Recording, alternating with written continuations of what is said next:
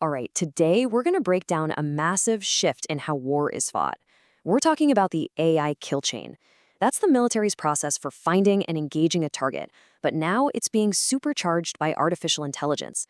And really, it all boils down to one critical trade-off: speed versus control. So you see this footage of a military strike, right?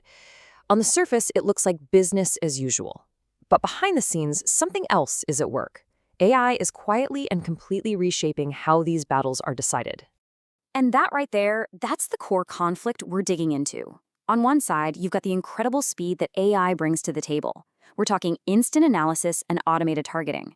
But on the other side, you have the stuff that you just can't automate: human verification, real accountability, and moral judgment. This is the fundamental tension at the heart of it all. Okay, so here's how we're going to tackle this. We'll start with how AI is getting into the kill chain. Then we'll look at how civilian tech is being repurposed for war. We'll get into the risks when speed outruns verification, then the power struggle between the Pentagon and big tech. We'll see how this is all part of a familiar pattern, and we'll end with the biggest question: who is actually in command? All right, first up, let's be clear. AI in the military isn't some sci-fi movie concept. It's not a what if. It's happening right now, and it's happening fast. You know those large language models, the AI that powers things like chatbots? Well, they're already in the field. Since early 2024, an AI called Claude has been running on the Pentagon's classified networks, and it's not alone. This is part of a huge pilot program that includes names you'll definitely recognize: OpenAI, Google, even xAI. The experiment is over, integration is here.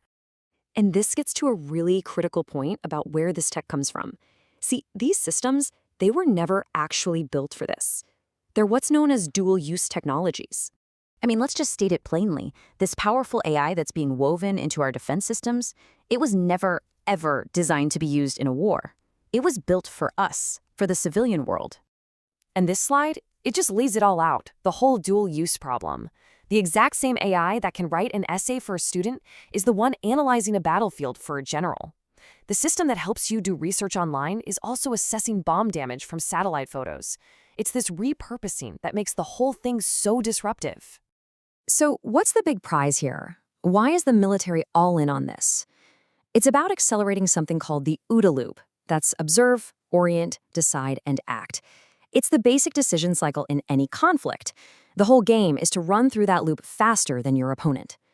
AI promises to do it at a speed a human brain literally can't match. But that speed, it comes with a price. Which leads us to the risks. What happens when the machine is just too fast for us to double-check its work? Well, the consequences aren't just theoretical. They have a very real and sometimes very tragic human cost. And look, this isn't just a what-if scenario. We've seen this play out before.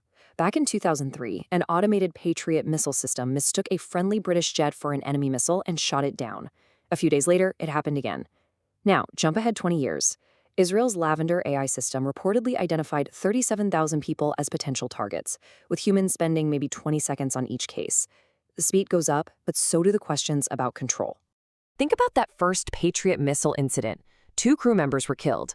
The system did exactly what it was designed to do: act faster than a human. But it was dead wrong. And because of a machine's error, 2 people died. And that's the takeaway here. In every one of these cases, the machine's decision loop was just too fast for a human to jump in. The very thing that gives it an edge, that incredible speed, is the same thing that removes human control from the equation.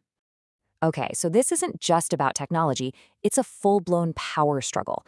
There's a battle going on right now for who actually gets to set the rules for this stuff, the military or the private companies that build the AI.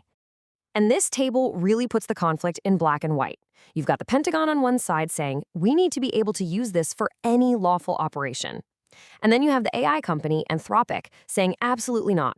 Our tech can't be used for autonomous weapons. It's a standoff. Military control versus corporate ethics. In the end, the Pentagon just labeled the company a risk and walked away. And the Pentagon's stance basically boils down to this quote: for them, a private company setting limits on military operations is just a non-starter. It's about total, absolute control. You know, as wild as this all sounds, we've actually seen this movie before. This isn't a new problem, it's just a new technology following a very old pattern. Take nuclear tech. It started out as civilian energy research, right? Then It got repurposed into the atomic bomb. And suddenly you have the exact same debates we're having right now. Who controls it? Who gets to have it? What are the rules for this world-changing technology?